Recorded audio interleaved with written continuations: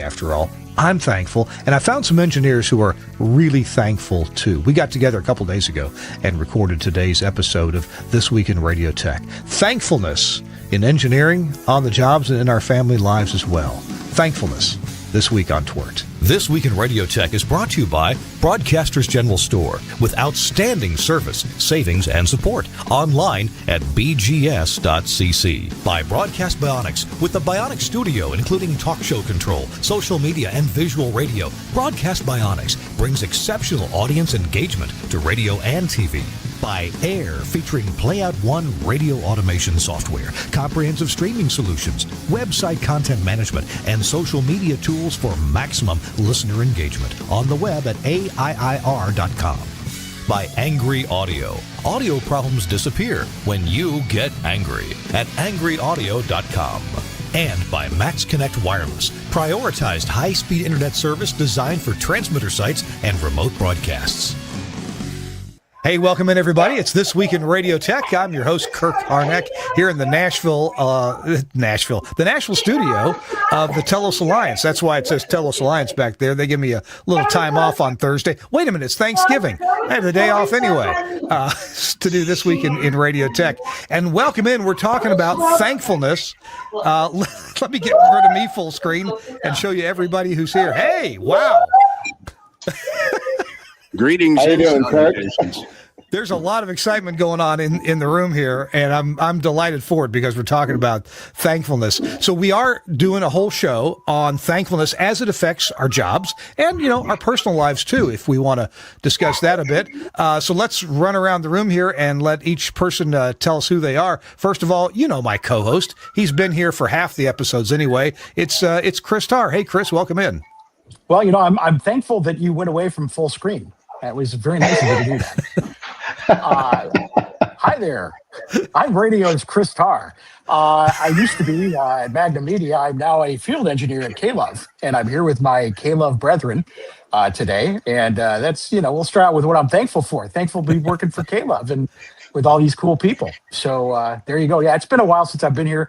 As you can tell with a job change, I've been a little busy. Yeah. Yes, you have. Busy. And I'll tell you, we've missed you. Oh, that's so sweet. We've missed you for sure. And I've missed your hair.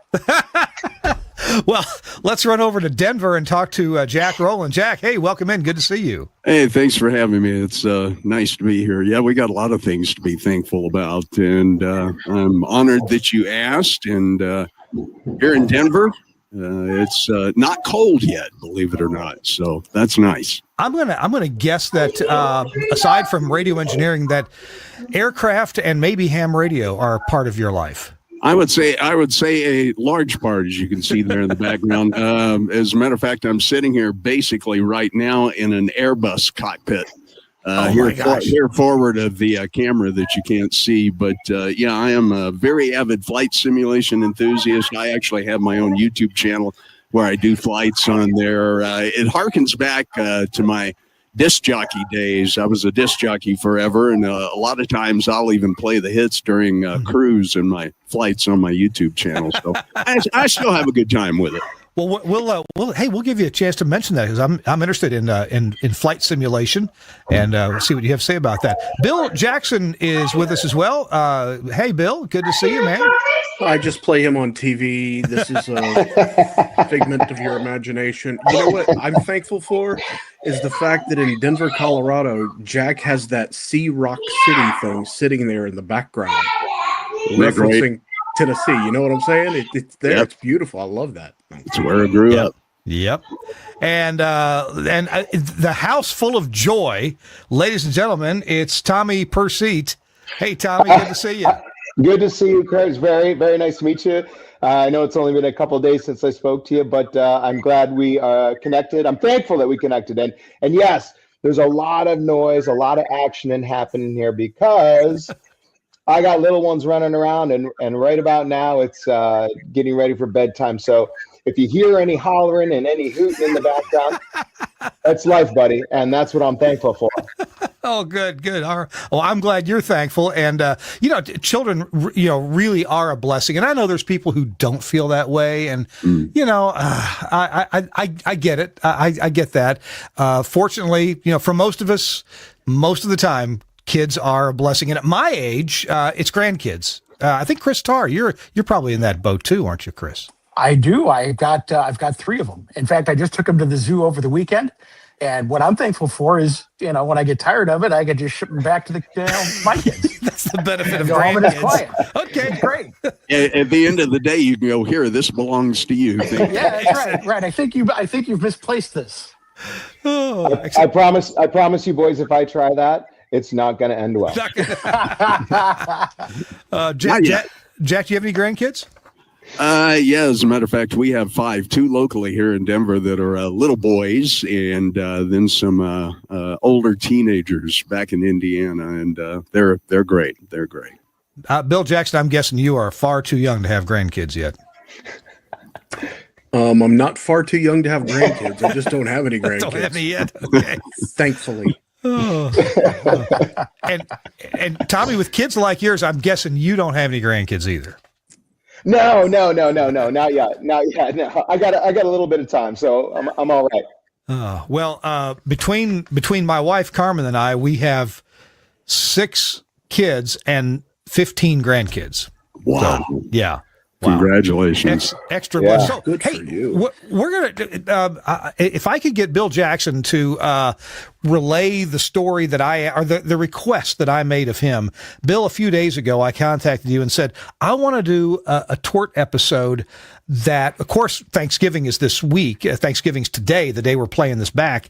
And I want to do a show about thankfulness, and who better to talk about that subject but with engineers who work in a Christian radio organization where thankfulness comes along with being a Christian. And so, Bill, maybe you could kind of elucidate on that just a little bit before we hit our first commercial break. Well, when you called me, I was excited to be able to do it. And it was a real opportunity for me because I'm thankful for a very large project I really don't want to get into very much on. I'm thankful that we've had the challenge to be able to do this very large project. And I'm thankful that I get to do it alongside guys like are sharing the screen with me. The things that we're doing are really going to help us innovate for the future. And I'm thankful for, being asked to be a part of that. And I'm thankful for these guys and helping execute the whole thing together. I couldn't work with better people. And it just pleased me when you asked in order to bring these guys forward and say, hey, would you guys like to do this? And like, yeah. So I'm thankful that they decided to join the episode with us. Well, me too. I'm glad that you asked them, and we got some great engineers here. So, look, but if you're watching the show, before you tune away, really, this is a key, important part of being an employee of any organization, or being in business for yourself, or being a father, or a husband, or a mother, or a wife, or a child, or a grandparent, or being a good citizen, being someone who makes other people happy, being someone who brings light and joy into the world, and that is thankfulness. Thankfulness is just such a key thing. We're going to go over, we're going to talk about some of the ways that thankfulness actually helps us in our jobs, and I really believe that it does. It can mean the difference between loving your job and having your job feel like drudgery. So we're going to get into that with these K-Love engineers in just a minute here, but I'm going to hit a button here. Let's see if I can figure. Oh yeah, here we go. Our show is brought to you in part by our partner Air, AIIR, air.com, and they're offering an amazing deal. Check it out. Hey, it's Kirk Harnack, and I'm here with Ricky Lee, the CEO of Air. Ricky, you guys make a fantastic automation system, but streaming is a really big deal. Tell me about streaming with Air. It really is. We've got a beautiful streaming platform with an incredible dashboard with fantastic analytics. And you can buy it for just $20 a month. All you can eat. No limits on bandwidth or bit rates. And you can also record shows as well. So if you like to deliver on-demand content for $20 a month, you can stream and deliver that on-demand content to an RSS feed that can feed your radio player, your mobile apps, or a podcast that people can download and enjoy. Now, $20 a month, that must be for just some slow MP3, right? No, MP3, AAC, and we also now support HLS, which is big in the industry right now. Wow, that's pretty amazing. How do I start to explore or find out more about streaming through Air? You go to air.com, AIIR.com/streaming. And from there, with a credit card, you can sign up and get started.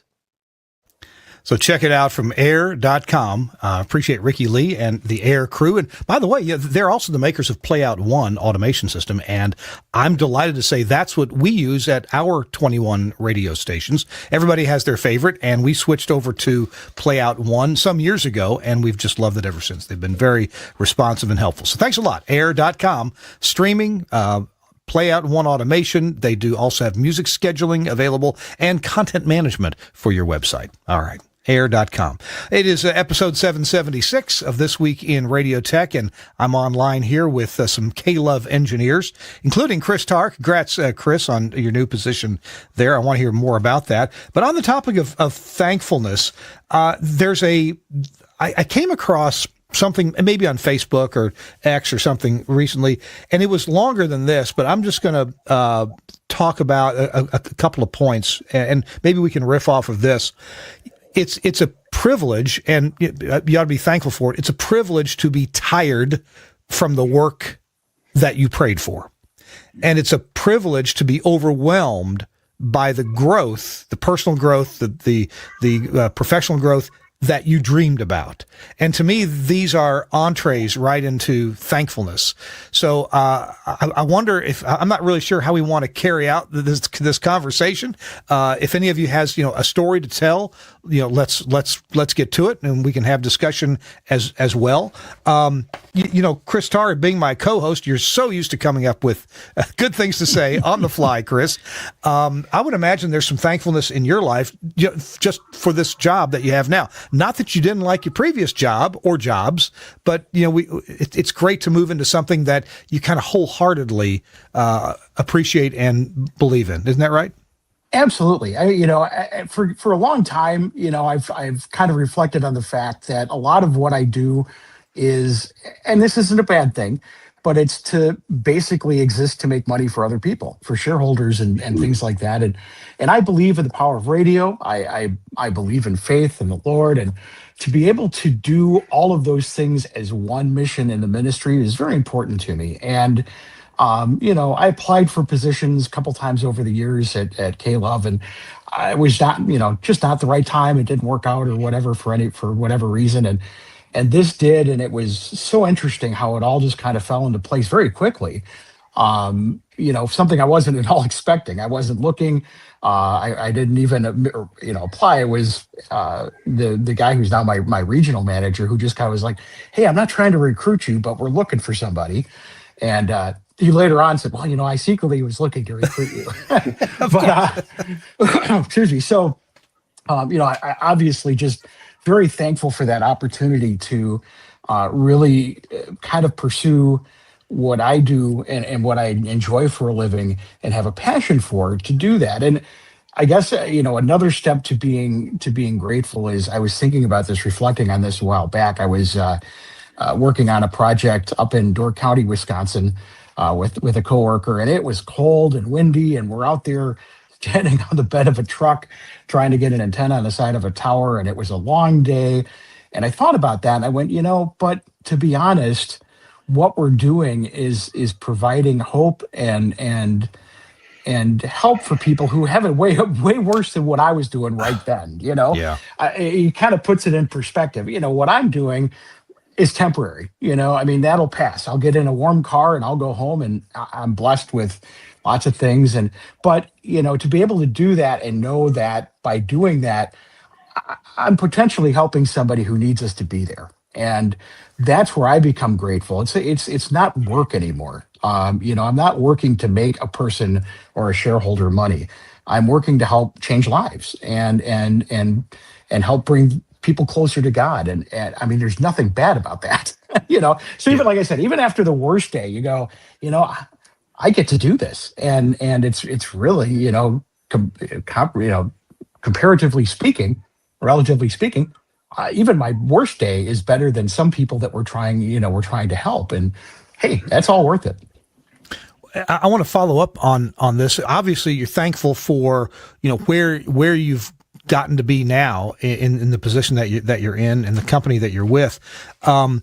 Prior to that, though, Chris, you impressed me as the sort of person who's thankful even when things aren't ideal. Would I be right about that? Absolutely. I mean, I have so many great things in life. My wife, my kids, my family.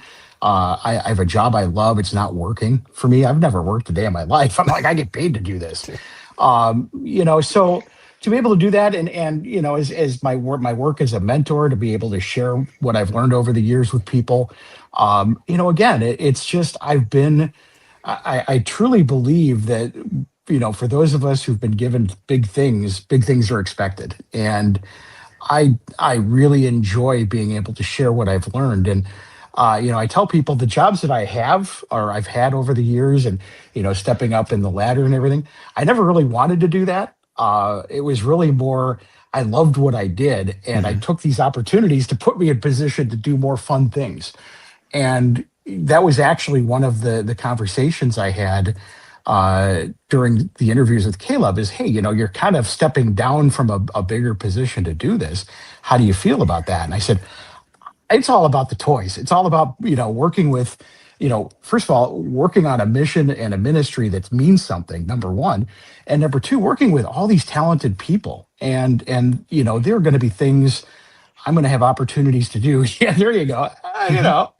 To have the opportunity to do some things that I would never get to do anywhere else. And, with the scale that we work in minds like, like we have here, some of the things that even are just in the horizon that I've heard about, it's just a lot of fun to be able to do that. And so, I mean, that's the gratitude I have, is just to be able to wake up every day and do this. It doesn't matter. To me, it matters where, and that's about it. I could be sweeping floors if that's what God needs me to do. I mean, that's fine. But man, I wake up every morning going, I can make a living doing what I love for a ministry that I'm passionate about, and for something that really is meaningful. I mean, geez, how blessed can you get? Jack, that's a hard act to follow right there, is what Chris had to say. Wow. And Jack, you and I haven't met until just today. Really, we talked on the phone. So I don't know what's going on in your life. Talk to me, Jack, about what you're thankful for.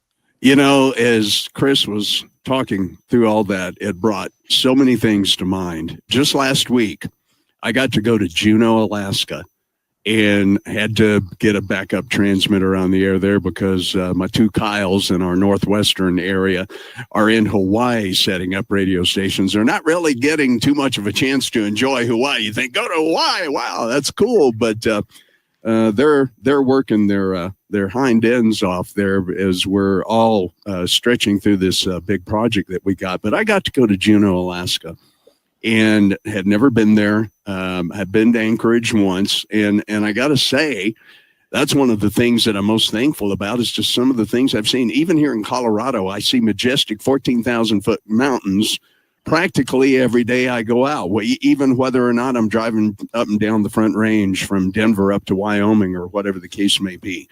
And another thing that I was really struck by is I have two of my facilities that I look after that are sitting actually three now that I think about it, that are sitting right over prisons. And there have been so many times when that station was either off air or I was simply driving up to it to do some generalized maintenance or whatever. And I'm thinking, there's people in here who are really not only having a bad day, bad year, but bad life.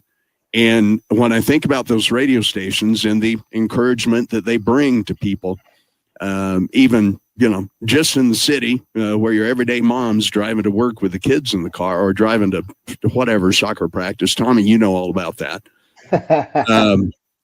Listening and getting that encouragement they need. And so I am just grateful beyond measure. I did years, I'll put it that way. I did years in secular radio and had to deal with all that is involved in that. And Chris, all of us know that only so well. And to be able to come here and do what I love on a daily basis. You're right, Chris, never work a day in my life, really. Although I think we've worked a few days in the midst of this project that we're doing, but they're good. It's very enjoyable, fun work. It's interesting. There are always problems to solve that really challenge you. And I'm 65. I need a lot more challenge. That's why I'm doing all this flight sim stuff at my age. Plus, we have the computer power now to be able to do it. But all of that being said, so many things came to mind. I could not go through them all in an hour here, Kirk. It's just too much. God has been so incredibly good to me. I've got to do so many wonderful things in my life, meet wonderful people, the best of who are partially in this group here tonight, but a whole ton more of them back there in Franklin, and our other engineers on the engineering team, just the best people in the world I've ever known. And so I could go on and on and on about, I'm glad I'm going to be getting in the truck tomorrow to drive 175 miles south to hook up a network cable. I mean, who gets to do that? I'm doing a SIM card tomorrow. Y'all all do, of course. But got a SIM card to put in. Yep, there you go. So what a joy. What a joy. Each and every day, even all sometimes with any, upper-ended, bureaucratic, whatever may be going on in our lives otherwise, to be able to enjoy the drive down to Rye, Colorado, and get to go into that site and make that happen to where the listener, the end of what comes out of those speakers in my truck and in other people's trucks and cars and homes, that's the end product, both literally and figuratively, and to know that I have a hand in blessing some people every single day by what I do. It don't get no better. Indeed. I don't know how to express it. Anyway. Well, amen to that. Well said. Well said. Tommy, you and me are in the same boat as Jack is. I just met you this week, and I'm already excited to hear, what you are thankful for. You got a house full to be thankful for, but I know there are things about working with K-Love that you're also thankful for. Talk about it. 100%, Kurt. Now let me tell you, Chris, Jack, amazing, touching stories, but this is for you on the other side of the glass, okay, watching this. Make no doubt about it. It is work, okay? Don't be disillusioned. When I wake up in the morning after working all night, having to huff a 700-pound rack or carry a transmitter into a room, and I got to take 4 milligrams or 800 milligrams of ibuprofen, it's work, okay? Indeed. Now, do I love it?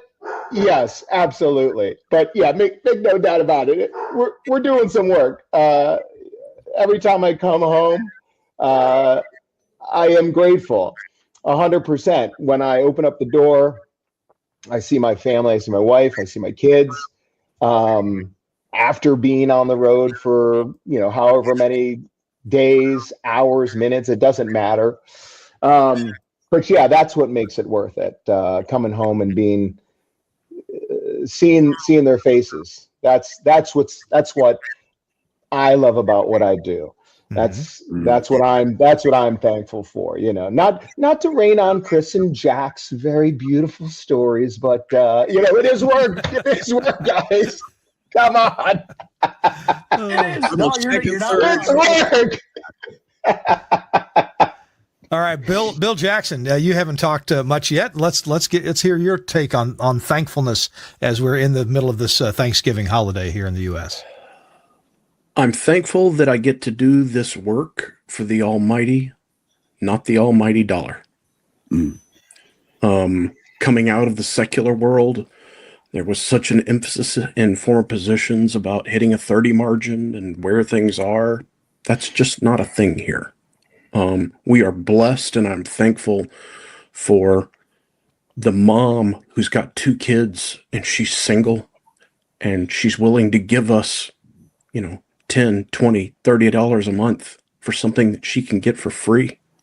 And it allows us to do what we're able to do in order to enrich and touch and even quite literally save lives. I'll share a story with you. I hadn't been with the ministry more than 2 months, and I was struggling early on in the ministry. I was in a different position, and I was struggling.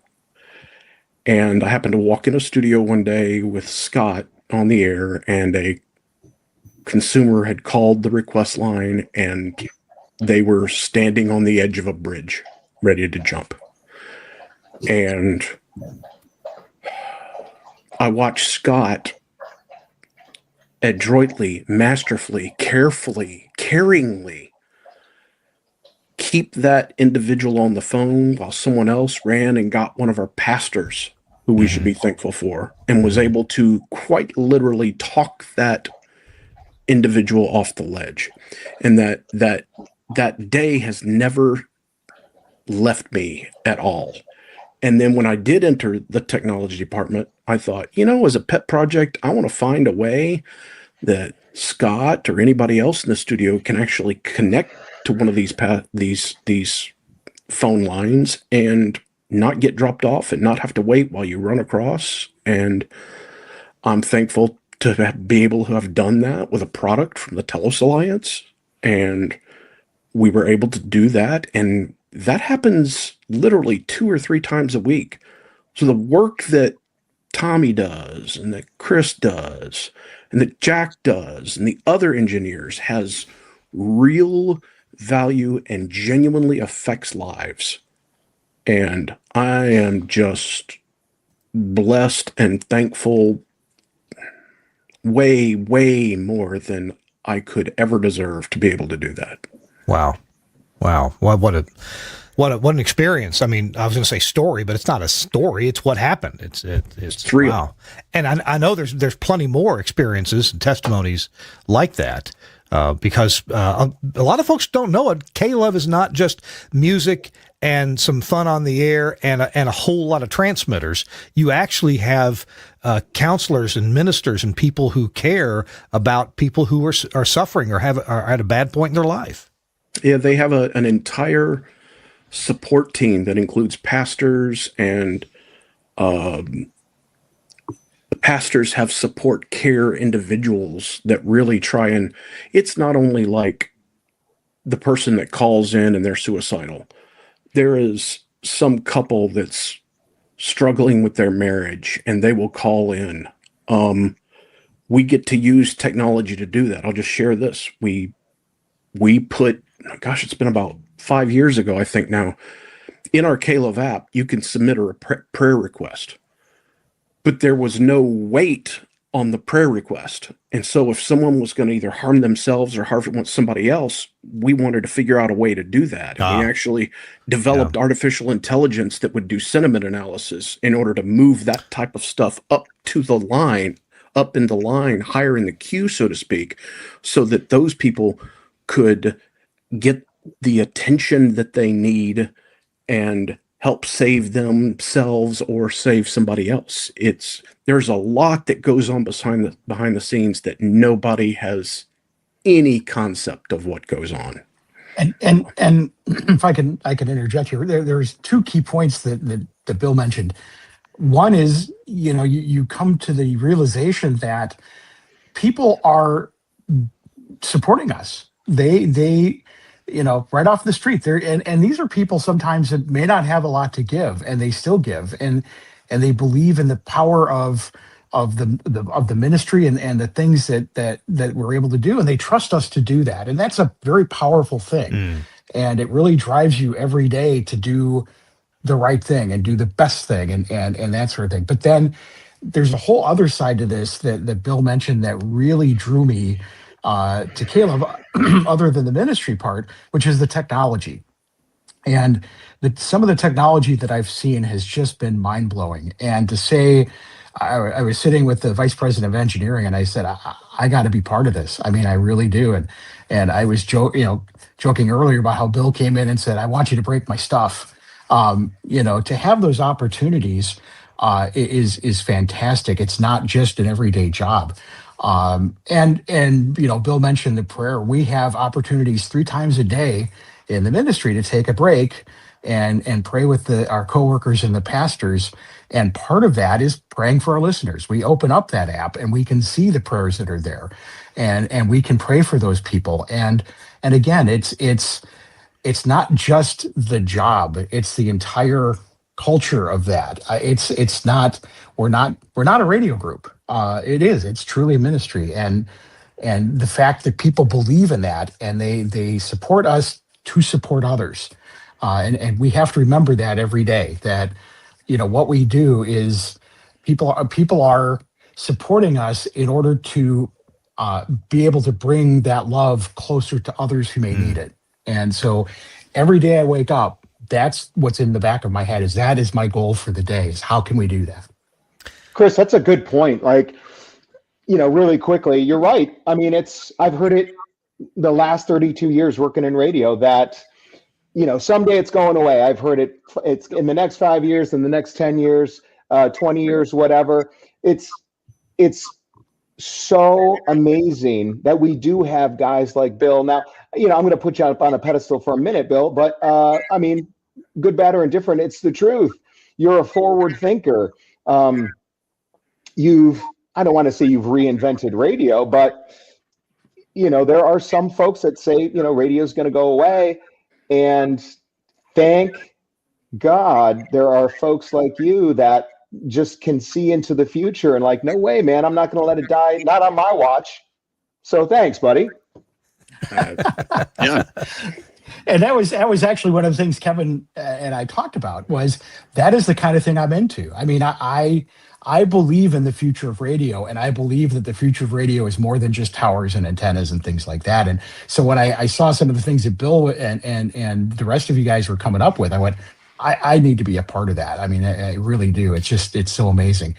And the one other thing I wanted to touch on quick, and you brought it up with the radio is dying, is, I from secular radio, K-Love sometimes gets a bad rap because of, these purchases that we're making. But what people fail to see is that there's a reason why we have the resources to do this, because people are wanting us to do this. They're wanting us to reach more and more people. And I think, we've proven that in the right situation, radio is still very, very powerful. So I think for an industry, what K-Love does is important, because it's not just a jukebox. It's radio and media with a purpose. And I think that, what people sometimes don't see is it's not like we're going in and holding guns to owners' heads and saying, sell us your radio stations. It's there's something there that people are really desire and they really want in their lives. And we're providing that. And so those opportunities come up, and our supporters say, we want you to go out and we want you to do this. We want you to bring this message to as many people as possible. And that's what we're doing. Guys, we gotta take a quick break, and as our show continues, when we come back, I want to continue on something that Chris was talking about, the future of radio and audio communications, and why it works well for us human beings, the senses that we have, because we can listen to stuff while we do something else. And maybe we're thinking about something important, or maybe we're driving, or maybe we're preparing a meal, or gardening, whatever. Chris was onto something, that radio, or at least audio only communication, has a place, because that's the way our brains work. And I also want to talk about the tech that you're thankful for. Chris has hit a couple times on, he's thankful for the way that the NOC, the Network Operations Center, works. And I want to hear more about that and how it affects the rest of you guys too. Our show This Week in Radio Tech is brought to you in part by our friends at Broadcast Bionics. Let me put this up on the screen here. There. Oh, we're all here. Well, how about that? We're going to talk about Virtual Rack. It is your entire air chain in one place. And that's what technology can do for you. This isn't for everybody. It may be for you. And that's what I want to talk about. The fact that you can virtualize so much. Now, the transmitter, well, if your transmitter is a streaming encoder, yeah, you can virtualize that. If it is a 50,000 watt AM transmitter, or a 20 kilowatt FM transmitter, or even a 10 watt FM transmitter, that's a little hard to simulate. But everything else, the things you do to make content, you can virtualize in today's compute environments. And this is not just the folks at my employer, TELUS Alliance. This is other companies too are jumping on this, like Ferncast, Sound4, and 2WCOM, makers of various different products for infrastructure for broadcast. You can deploy containerized products with this virtual rack without being a Linux expert. And that is so cool because a lot of people like me are not Linux experts. Oh, I can fumble my way through. I usually end up breaking something and I have to go back and do a lot of Google searching and get back and do some command line and try to fix it. But the folks at Broadcast Bionics said, you know what? There's going to be an easy way to do that. We can make a front end for all of this and basically give you an app store. That's what you're seeing on the screen right now. You choose the product from these different companies that you want and click a button. They will download and they will install the container. They'll take care of the networking inside the virtual environment that is inside the computer, and it does it all for you. You give it the IP addresses that you want, and the stuff installs. Things like an audio console from Telos or a phone system from Telos, like a Telos VX S phone system. You can do audio processing. You can do codecs all online. You can do streaming encoders all within the confines of a virtualized environment. And see, there's a your application library and what you fill in to download what you want. You can deploy. You can also have failover. So you get 2 of these virtual racks from Broadcast Bionics, and you can failover. That means you can take one down and work on it if you need to. You got a fan making noise. Okay, yeah, 6 years from now, a fan is probably going to make some noise. Switch over to your backup and replace that fan.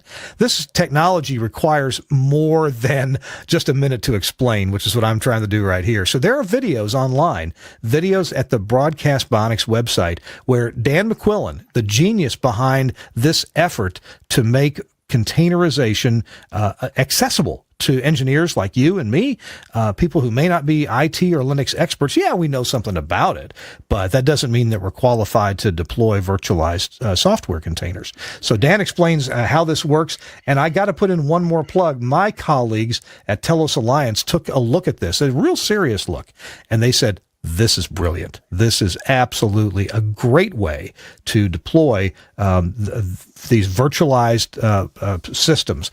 And I can tell you, at my own radio stations in Oxford, Mississippi, we have deployed our audio console and our phone system in a system like this. Now, we did it the hard way because I work for Telos, but we should have bought Virtual Rack, hit a few buttons, and had it all working. So check it out. It's from Broadcast Bionics at bionic.co.uk. I should say it's plural. Bionics.co.uk. Check them out. You're going to love them, and I sure do. So, all righty. Thanks a lot, Broadcast Bionics, for sponsoring This Week in Radio Tech. It's our episode 776 for Thanksgiving 2025. We have a whole cadre, I tell you, of engineers. Let's see if I can get us all back on there we go, all back on the screen and ready to go. So we've talked a lot about thankfulness, and I wanted to touch, I guess, let's do this in order. Chris touched on why radio, Chris, you say it's not going away. And I may differ a little bit. I think that someday we may not have broadcast transmitters the way we have now. I also think we may not have broadcast TV transmitters the way we have now, since it's so easy to get TV and other means. Doesn't mean we shouldn't, but I just wonder if we always will. So but I always think there's a need for delivering audio entertainment. Maybe mindless entertainment, maybe very mindful entertainment, maybe podcasts or news sources or things that you choose to listen to. But I'd like to talk about that for a second, how audio only, and for now, that's radio, primarily, how we consume that and how it works well, not only for K-Love, but it works well for other genres of entertainment and information as well. Who would like to speak to that idea? All right, Chris. I'll start because I like to talk. I think, things like what Dan's doing there, is a good example of how radio is starting to adapt. It's taking a long time. Just a little earlier before the show, I'm working on, for my former employer, a Proxmox setup for, I've already virtualized our metadata stuff. I've virtualized our streaming, and now we're going to start virtualizing the playout machines. But there is no better way for one-to-many delivery than radio. There just isn't. There's unlimited bandwidth. With HD, there's data capabilities. With the delivery methods that we're coming up with now and the way that we can produce produce content has gotten easier and easier and has required less and less, I don't want to say effort, but less and less friction to do. And so we're able to do not, and I don't speak for Caleb, I speak for radio and people who are content creators. It has gotten easier and easier to create compelling content if you choose to do so. And it's also gotten very efficient to deliver that over the radio. So that's why I've always been bullish about radio. I think that, radio's death has been, the announcement of radio's death has always been premature. I think there's always going to be a way to do it. The hardest part, however, has been getting the people involved in radio to stop doing things the way they've always done it, because that's gone. You can't do that anymore and succeed. So that's where forward thinking comes in. And as long as we continue down that path, I think radio is here for a good long time. Okay. Anybody else have thoughts along those lines? I think it's going to be extremely important that we, moving forward in the future, try to create more compelling programming. I think K-Love is very compelling in today's radio world. You've got a few radio companies that I think are basically just there, as several of us have mentioned before, simply to make money, and they're struggling and they're having a hard time. You see stations selling off.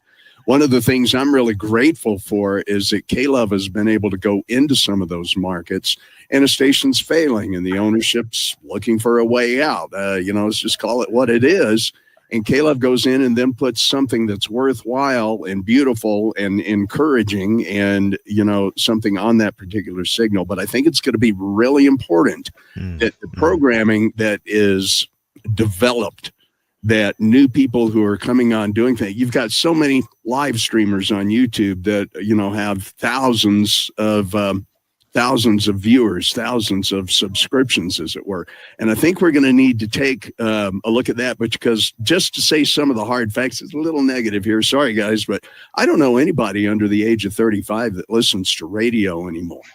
And I'm concerned from that viewpoint, just to say the real fact that the programming's got to be compelling and it's got to be there. And you've got people like Bill Jackson who are forward thinking, who are forward looking, and with some of the delivery systems and the things that are the possibility in today's technological world is virtually endless. I don't think radio is dying, but I think it needs to change in certain areas so that we can bring some of those listeners back and we can make them want to turn on their car radio, not Spotify, not, listening to some other service, but to put it in there to where they're going to want to dial to 107.5 or, whatever the case may be. I've kind of been looking at over the past few years myself. And while, once again, not to be negative, I think that that's a virtual reality that we need to think about in the radio industry.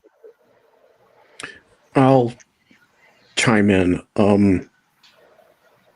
I'm a very first principles thinker.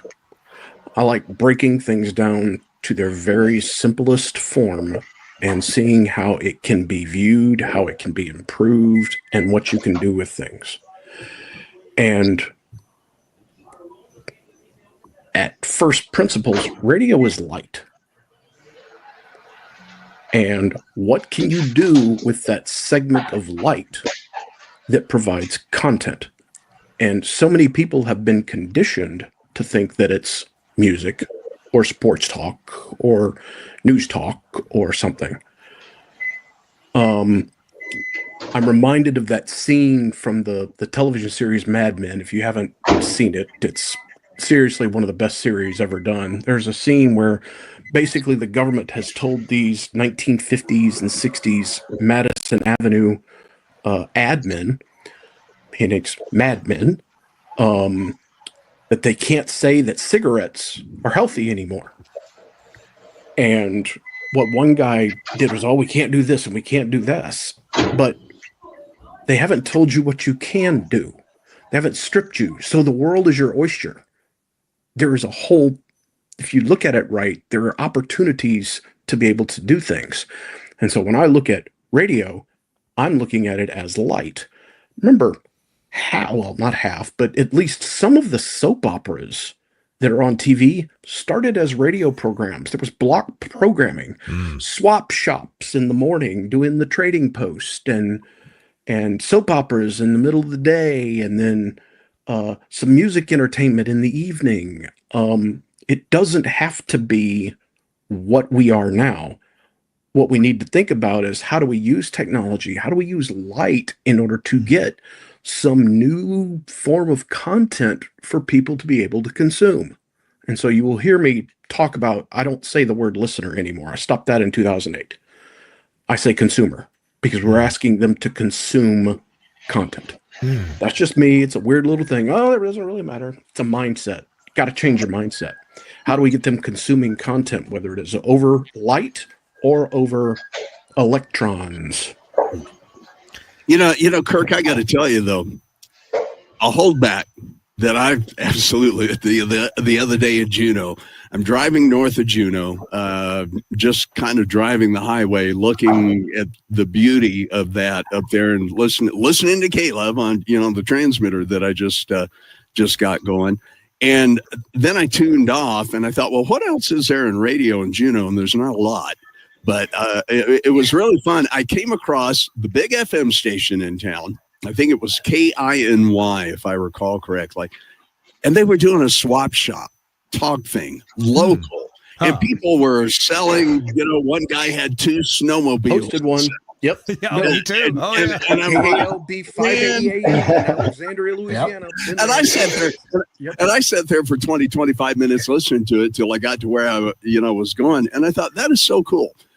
Live, local, and pertinent to the community and pertinent to the people. And I started thinking about what I was saying earlier, and pertinent to the people is a phrase that came to mind. So there you go. Just another thought. I love that. It's so fun.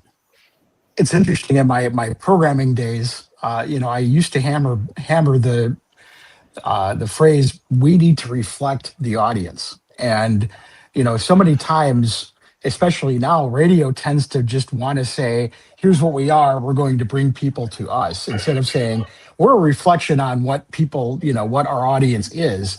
And therefore, what you do is compelling and interesting and things like that. We've gotten away with that, or from that, because it's kind of just been what kind of content that can we produce cheaply and efficiently and call it good. Because as ratings have gone down over the years, it's like, we don't have to get a 10 share, we just have to get a 3 share because our competitors at 2.8. So the incentive is just, we just have to be that much better than the next guy, rather than just the best we can be. And that's part of the problem with where radio has gone, and why I think there's so much upside to radio, and I think Caleb certainly proves that, in that you produce something that's compelling and that people want to hear. But I that's one of the things I'm grateful for is after almost 40 years, I'm still doing this in radio, and I love it. I've never worked outside of radio. It's what I've always done,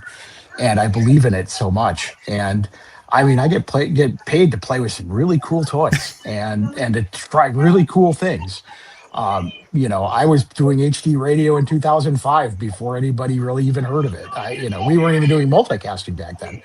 And to just be able to play with that kind of stuff, even now with virtualization and all these sorts of things, how fun is that? And people think that radio is this old stodgy technology, and here we are just doing some of the coolest things. And I mean, I'm grateful to be able to do that. That's fun.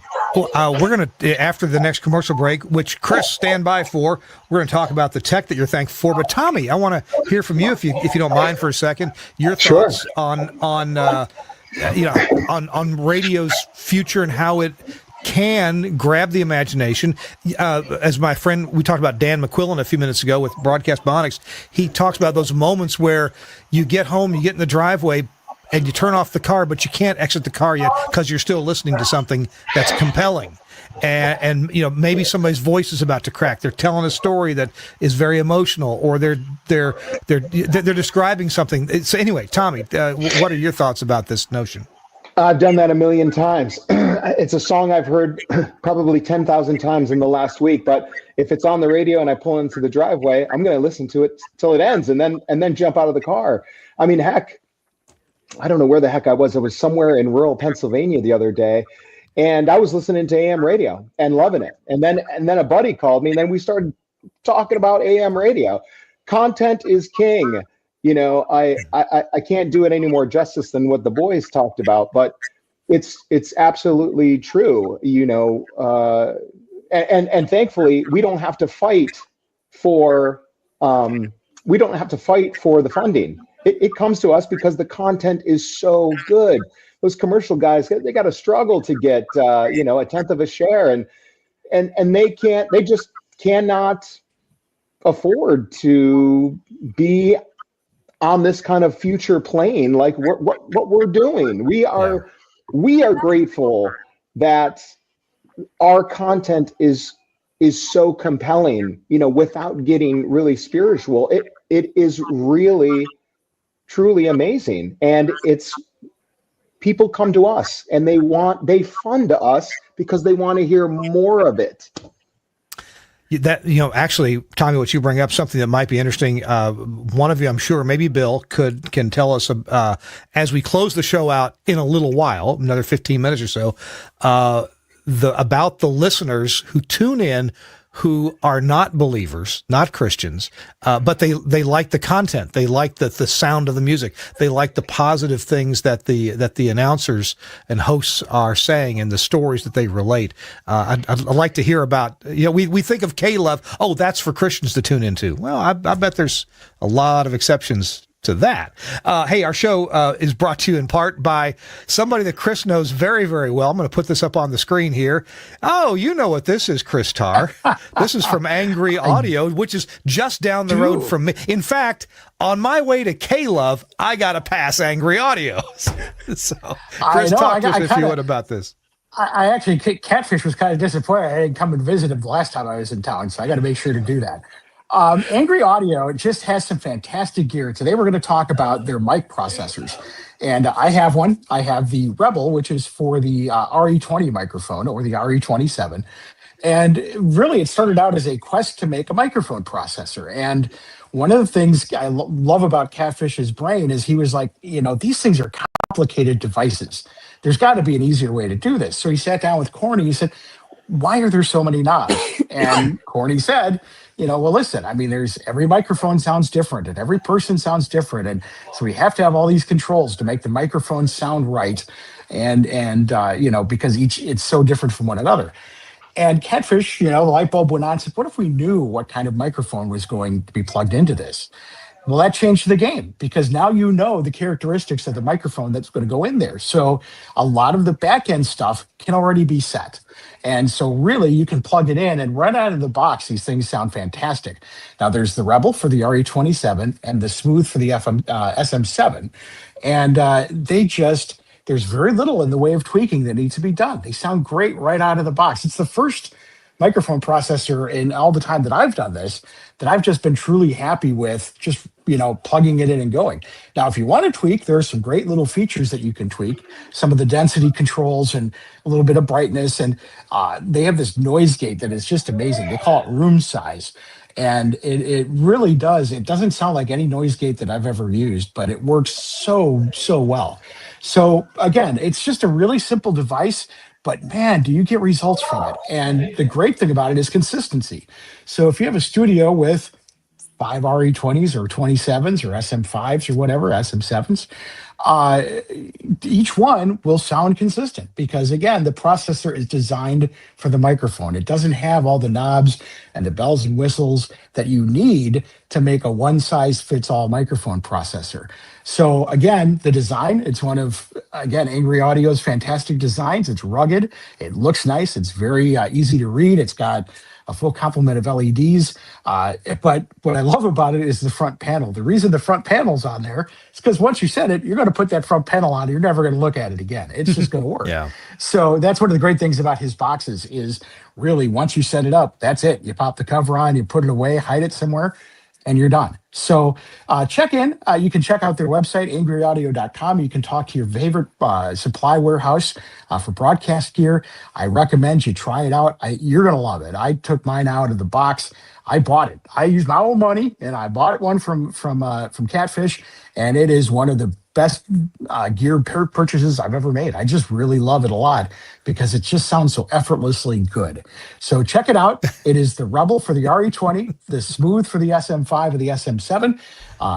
Check it out online. Try it out. You're going to love it. I promise you. Chris, Will it fit in a stocking? will fit in a stocking. It will. It will actually fit in a stocking. If you want to ask Santa Claus for one, I would go ahead and do that. I was just saying, it'd be a good thing for a YouTube streamer to check out. Yeah, there you go. They're Ideas great here. for streaming pretty much anything. I mean, they sound so good. Remember, the name is Angry Audio, available from your favorite broadcast equipment dealer. Check it out. And I'm going to talk for a moment here about the Max Connect RMT 416. What is it? Well, it's something that you probably need. Lots of station groups need these things because fewer employees, and those we have are busy. Or lazy, and they're not necessarily monitoring every radio station you have. I mean, look, poor little old me. I've got a market on Maui. We've got 8 radio stations and more than that, translators. So we need to keep an eye on everything out there that we're transmitting. And the Max Connect RMT 416 can let you do that. You can outfit it from 1 to 4 tuner cards. Let's see what those, there they are. There's the back of them. And each tuner card, you can get different tuner cards. They have one that's an AM, FM, and weather band. Another one that's AM, FM plus AM HD and FM HD. There's a separate antenna input for AM and FM weather band. And there's a separate antenna for the AM HD and FM HD. Okay. A lot of options there, but you can outfit this thing with as many as 16 tuners, and that's not all. Not just the fact that you have tuners. Look at this. You've got this beautiful display that shows you what is going on. And let me switch to another display here. You can even analyze. This is built in. You can analyze what's going on with each station. Here are some examples right here of some radio stations and their signal strengths, glitches or noise that may be happening. Here's over a several day period. Well, a lot of days. This looks like an AM station that's going. Yeah, it is an AM station, WGBF. Day, night, day, night, day, night. Could that be it? I don't know. Well, you can find out more about this beautiful, awesome device. It was kind of figured out by Max Connect. They're the ones who took an agreement with Audio Science and their tuner cards and put them into a package that really works well. It's this RMT 416 from Max Connect. You can go to their website and find out more about it. It's Max Connect. I know it's spelled funny because of the internet. We're out of names.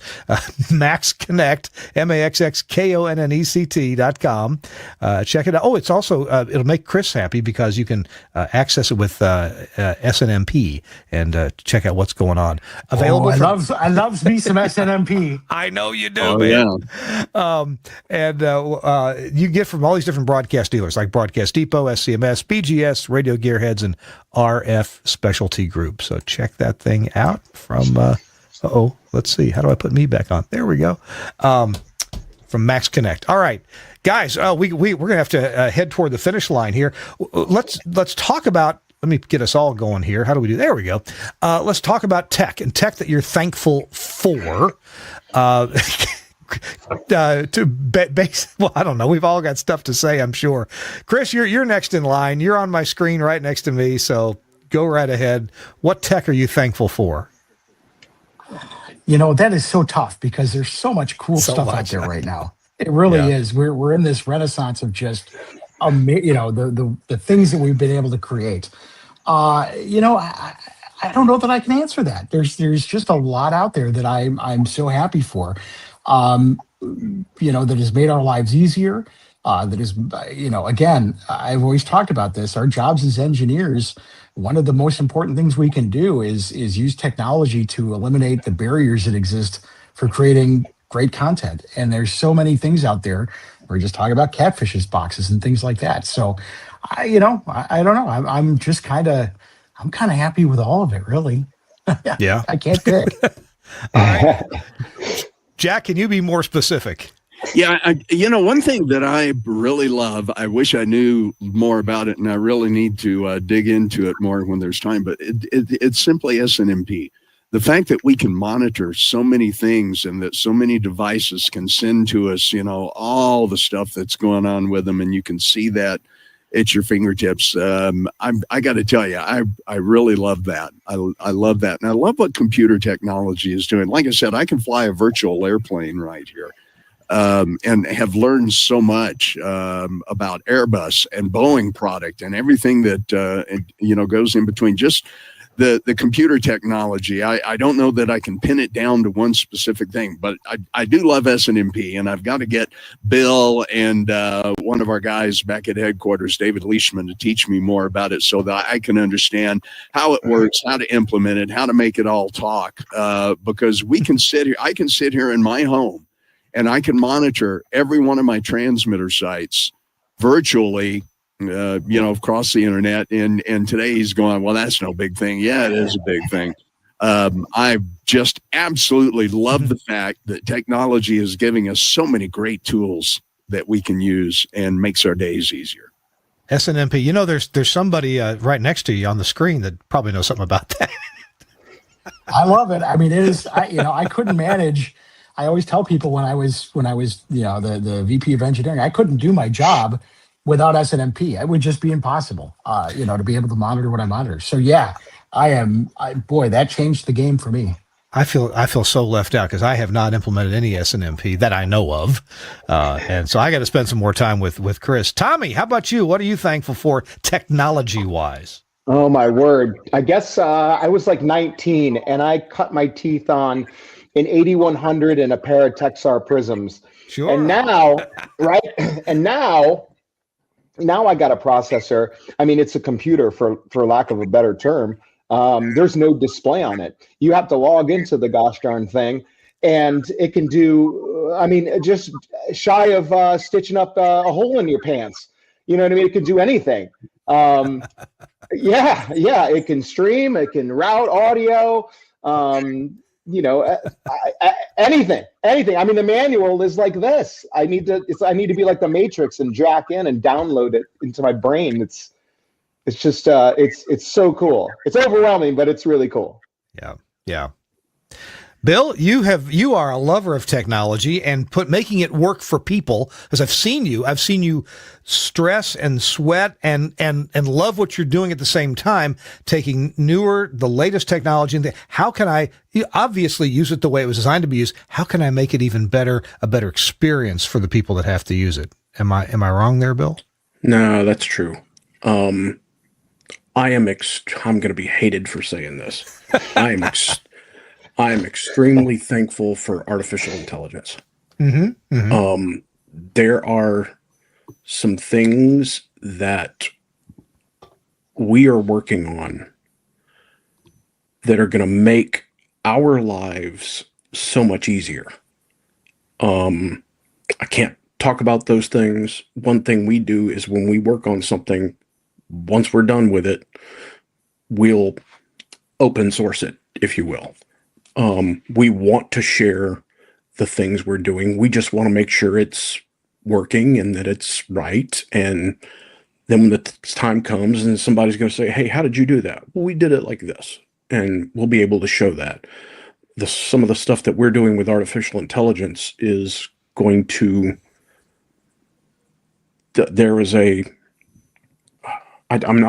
please forgive me. I'm not saying this out of a place of hubris. Yeah. I was in somewhere in the country in a meeting with a very large broadcast equipment maker, and I explained the vision for what I have is 2033. I generally work about 8 years out. All the foundation of everything that I'm doing, we're putting in now so that we're able to accomplish that goal in 2033. And when I explained what I wanted to do with this in artificial intelligence, the president of that company went, you realize you just changed broadcasting entirely. And I went, that sentiment is not, I'm very aware of that. Yeah. That's not the goal. The goal is make things more efficient. Because again, to us, and this is a very real story for me and why I'm thankful for technology, I look at things through one prism. There was a mom She's single. She's got 2 kids, and she's willing to part with her money for something that she can get for free. The reason that story is so real is because that was my mom. It wasn't K-Love. It was another brand, very prominent Christian broadcaster that started in Fort Myers. Fort Myers, Florida, that is. And so when I got into a technology position, I reviewed what the cost is and what our scale is. And unfortunately, when you have been blessed to be as large as we are, you have to do best of breed, because the tools and the things to monitor it and control it and repair it remotely, that doesn't exist in some of the lower end products. Those are great products, not knocking them, but there are things you need to happen to be able to do stuff from very far away. And I am fortunate enough to be able to evaluate some of the products and weigh that with where technology goes and how that fits into a larger plan for 2033 for us, to be able to assist others, because it's not just about us. There's others involved. I don't go much deeper in that, but without technology, without SNMP, things like LoRaWAN and MQTT and artificial intelligence, without makers of products that come along and assist. Chris did a great job talking about Catfish. There's a product on Catfish's website called a Mike Tally gadget that literally came out of me trying to find a more efficient way to build parts of a studio. I called him and said, hey, it was Corey Reynolds and Corey actually kind of drew it out and sent it to him. And Catfish's like, he put my logo on the drawing. And I'm like, yeah, would you make this? Think you could make this for us? And he goes away for a few days and he says, okay, I need to tweak it a little bit. Can I do this? And can I do that? And make it do this? I'm like, sure, have at it. Do what you think's going to sell to the rest of the industry. This is just a stepping stone for us. And lo and behold, he called it the Jackson gadget to start. And I said, don't do that. Call it the Reynolds gadget. Because it was Corey Reynolds that actually, helped get there and drew it up and did the diagrams and so forth. And Catfish took off and ran with it. And he's produced something now that's very beneficial for people that use that product, along with, the Yellowtech Mika light arms and so forth. Catfish is a genius. I'm blessed to work with Corey. I'm blessed to work with these guys, and these guys understand where my heart is, and they are trusting me that some of the technology that we're doing, it's not bleeding edge, but it is cutting edge. And I hope that when we release what we're doing, that other broadcasters are going to be able to benefit for it, because it's going to allow for a lot of financial efficiencies that broadcasters are going to need, because times are going to get hard. So really good words from Bill Jackson. And I think everybody just needs to stew and simmer on that for a minute.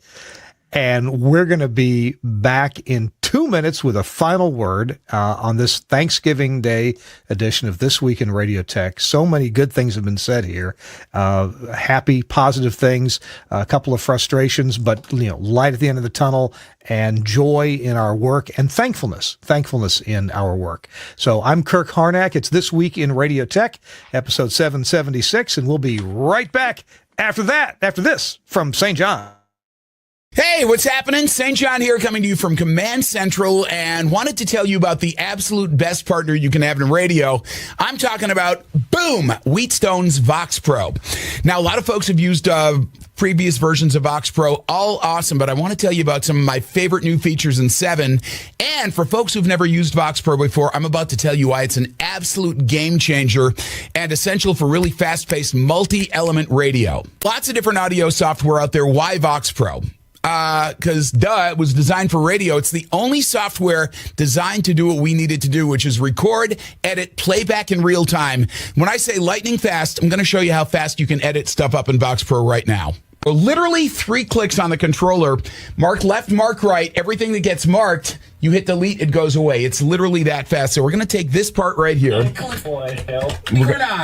Boom. From caller 9 to him saying, I'm ready. 5, ready for that secret sound. Boom. All of that stuff, hit delete, it goes away. Here's your edit. You are tackling secret sound caller 9. I'm ready, St. John. So one of the best features of version 7, this is awesome. It's effects macros, and you can literally put a chain of effects together so that instead of having to normalize a phone bit and then use noise reduction on it and EQ it and all that, you can literally build a chain. One button, this one's called call right here. I just click that. All of those processes happen instantaneously. Literally saves 80% of your editing and cleanup time. Final thing that I love about Vox Pro, and there's so much more to get into, but one of my favorite things, you can load it on a laptop. I've literally done my show from a hotel room in Armenia to the conference room at, this was fun, jury duty. Great thing, no one could tell the difference. Vox Pro makes it totally easy. Telling you, if you're looking for the best on-air partner, call my friends at Wheatstone, ask them about Vox Pro, and you will be glad you did. Yeah, and we will be, wait a second, I forgot to put this, there we go. Got to finish up real quick. Vox Pro is available, of course, from Broadcasters General Store. BGS.cc is the website, and check them out, BGS.cc. Love these guys. Been buying broadcast gear from them for, oh my goodness, for 45 years I've been buying from Broadcasters General Store. I'm old. Holy moly. All right. We are so out of time, but I think we have time for a word final from Bill Jackson. Very nice. All right, Bill, stage is yours. Thank you. Good night. Tip your waitresses. There you go. I think we're all who's okay. Real quick, we'll go around. What was on the dinner table today? What is on the dinner table today? Thanksgiving Day. Chris Tarr, what's your Thanksgiving meal? Turkey, cranberry stuffing. Your basic, traditional Thanksgiving dinner. No brats. No. I brats, cheese curds, beer, spotted cow. We're good. I'm coming to your house. There you go. Come on down. All right, Jack Rowland, what's on your dinner table today? The best thing about the dinner table is the people around it, Kirk. That's what I'm thankful for. Amen to that. Yeah, Tommy, how about you? Your dinner table? Nothing special, just traditional. Turkey, ham, corn. Yep. Children, wife, the whole bit.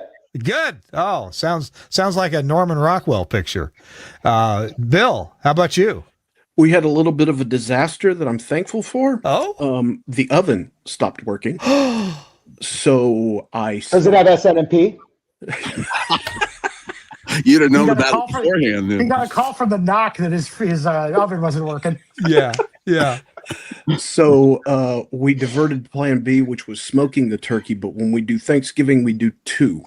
One goes for the traditional table, and the other turkey is now in a big pot making turkey scop, because there will be 4 gallons of turkey and andouille gumbo that will get made this very evening. So, what's your address again, Bill? I'll come right over. No, I didn't invite you. All right. Well, we got to go. For our audience, thank you so much for being with us. We're thankful for you. I'm thankful for our sponsors that make the show possible, because it does cost money to get all these electrons together and go in the same direction. Suncast, I did the switching on this show, so any mistakes were mine. I'm sorry. Don't blame Suncast, but he put all the lower thirds on and slapped the front and the back on, and so I appreciate. I'm thankful for Suncast. How about that? And the lower third. All right. So Chris, Jack, Tommy, Bill, thank you so much for being here. Happy Thanksgiving, and I hope you guys have a fantastic Christmas season, and may blessings be with you. And also with you. And also with you. All right. Take care. This Week in Radio Tech. We'll see you next week. We've got a technical show coming up next week that's going to be pretty interesting about RF amplifiers and antennas, and we'll see how it goes. I think it's going to be very, very interesting. We'll see you next week on This Week in Radio Tech. Bye-bye.